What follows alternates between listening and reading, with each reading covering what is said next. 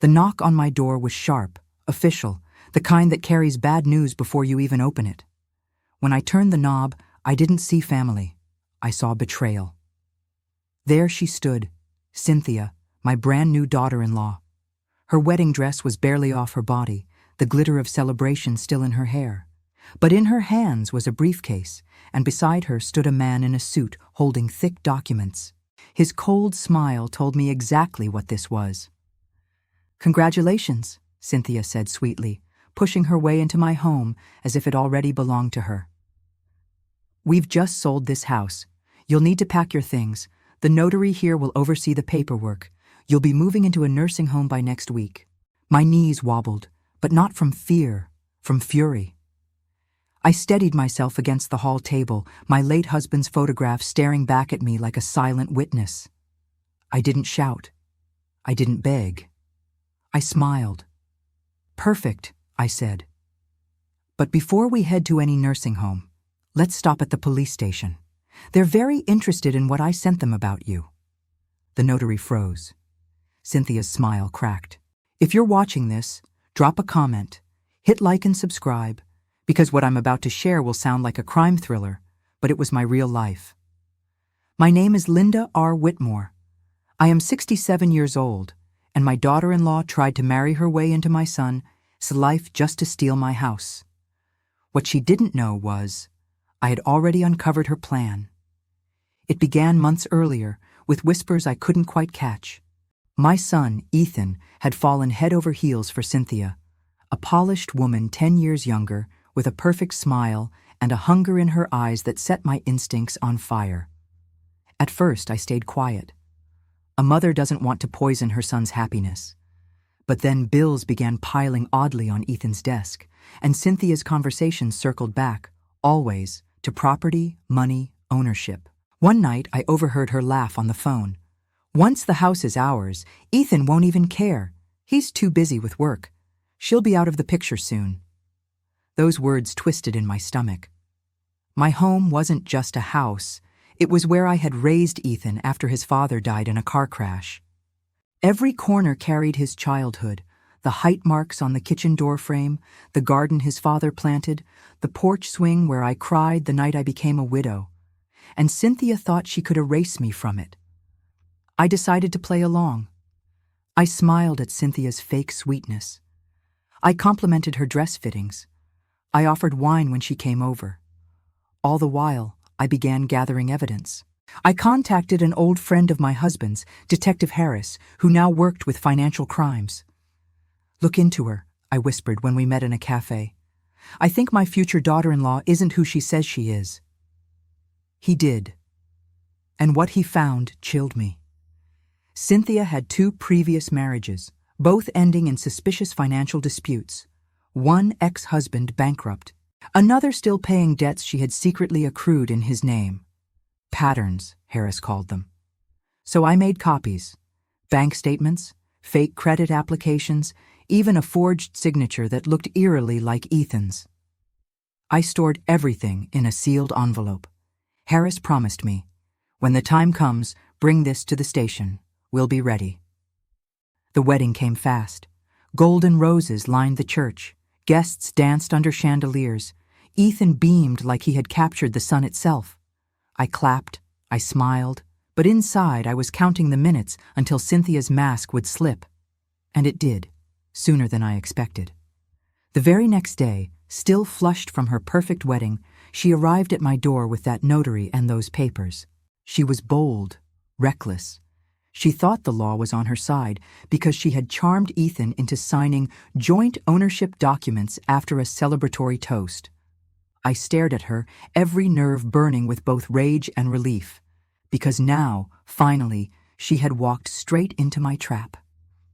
The notary cleared his throat.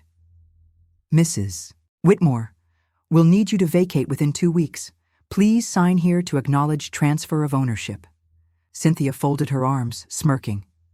"It's for your own good, Linda. You can't take care of this place anymore. And Ethan? Well, he agrees with me. We'll get you settled somewhere safe." Her words dripped with poison disguised as care. I leaned forward, locking eyes with her. Cynthia, I said softly, you may think you're clever, but clever isn't the same as wise. Her smirk faltered. I pulled a small folder from the side table, the one I had prepared weeks earlier. I tapped it gently. Do you know what this is? It's a copy of every fraudulent document you've touched, signed, sealed, and already sitting in Detective Harris's office. By now, the police know more about your past than Ethan ever did. The color drained from her face. The notary shifted uncomfortably. Ma'am, what exactly is this about? Cynthia snapped at him. She's bluffing. Don't listen to her. She's just an old woman scared of change. But her voice wavered. In that moment, Ethan arrived. My son walked in, tie still loose from the wedding reception, carrying groceries. He froze, seeing the notary papers spread across my table. Mom, what's going on? His voice trembled. Cynthia rushed to him. Sweetheart, your mom is confused. The house, it's already signed over. I'm just helping her transition. Transition? I cut her off, fire in my tone. Ethan, she's trying to throw me into a nursing home and sell your father's house right out from under us. His face darkened. Cynthia, is that true? She grabbed his arm. No, don't listen. I slid the folder across the table. Read this, Ethan, then decide who you believe. The room went silent, the only sound the slow tick of the clock on the wall. Ethan's hands trembled as he opened the folder. His eyes darted across the documents. His jaw clenched tighter with every page. Finally, he looked up. At her. At me. And then, he dropped the papers like they were poison. Cynthia, he whispered, his voice breaking, what have you done? She stammered, reaching for him. Baby, I can explain. But he stepped back. His face was pale. That was the moment I knew the truth was out. But it was only the beginning, because betrayal this deep doesn't end with documents. It ends with justice. Ethan's silence was louder than Cynthia's denials. The papers on the table fluttered slightly from the ceiling fan, their black ink screaming louder than any words. Cynthia's face turned a sickly pale. She reached for Ethan's arm again, but this time he jerked away. Don't touch me, he said coldly. Her lips trembled. Ethan, you have to believe me. Your mother is twisting everything. She's jealous. She never wanted us to be happy. I stepped forward, my voice sharp as glass. Jealous? Cynthia, I raised Ethan through nights when he cried for his father. I paid for his schooling. I kept this house standing when the bank threatened foreclosure. I don't need to steal my own son's love. You do. The notary looked uncomfortable, closing his briefcase slowly. Mr. Whitmore, he said to Ethan, if there's any dispute here, I'd advise postponing this transfer. I don't want to be involved in anything questionable. Good choice, I told him. Cynthia turned feral, her polished mask shattered into raw desperation. You don't know what you've done, she screamed at me. You think the police will take your side? You're just some old woman. They'll laugh at you. I held her gaze. You'll see. And right then, 3 sharp knocks rattled the door. Ethan opened it to find 2 uniformed officers standing tall, Detective Harris behind them in his civilian jacket. He gave me a small nod. Linda, he said, we got your packet. Perfect timing. Cynthia staggered backward. No, this isn't happening.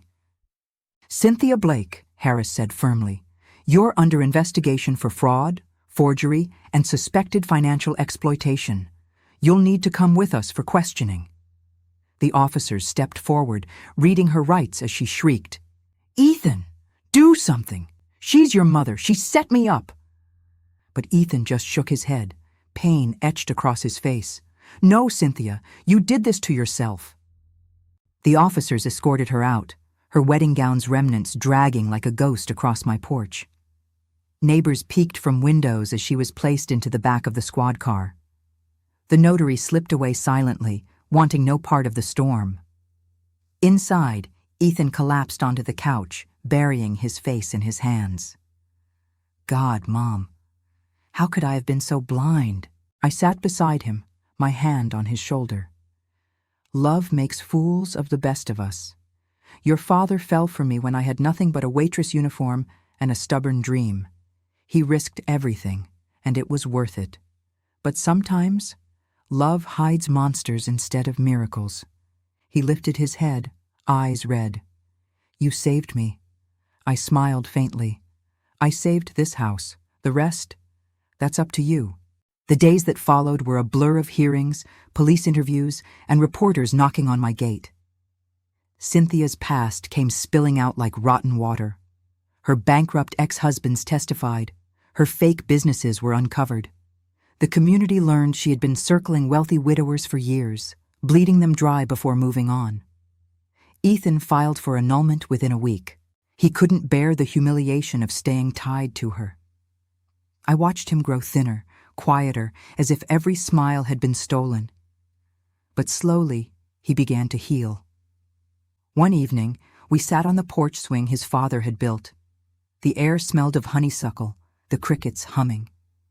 Ethan turned to me and whispered, "I'll never forgive myself for letting her get that far." I squeezed his hand. "Then forgive yourself for trusting too much. That's not a sin, Ethan. It's human. But for me, it wasn't over." Cynthia tried to contact me from jail. Letters arrived, scribbled in fury. "You ruined me. You'll regret this. You think Ethan will thank you? He'll hate you forever." I never replied. I burned them in the fireplace one by one, watching her words curl into smoke. The police thanked me for my diligence. "Most families don't catch these things in time," Harris told me.